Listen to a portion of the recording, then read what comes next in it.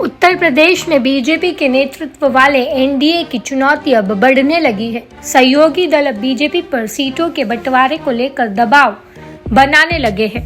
इसके अलावा सहयोगी दलों ने कुछ सीटों पर अपनी दावेदारी भी पेश करनी शुरू कर दी है।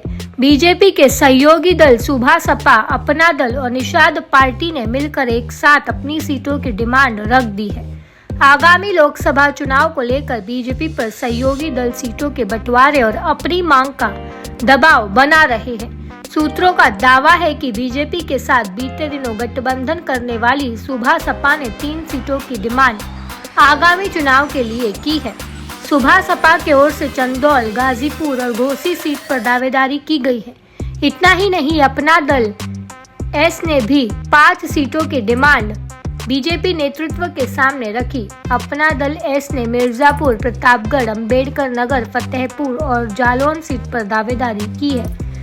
इसके अलावा यूपी सरकार में मंत्री डॉक्टर संजय निषाद की निषाद पार्टी की ओर से पूर्वांचल की सीटों पर अपनी दावेदारी पेश की है। दरअसल बीजेपी अपने सहयोगी दलों के साथ राज्य में लोकसभा चुनाव की तैयारी कर रही है। पार्टी ने हर लोकसभा सीट और 270 विधानसभा सीटों पर अपने विस्तारक नियुक्त कर दी है।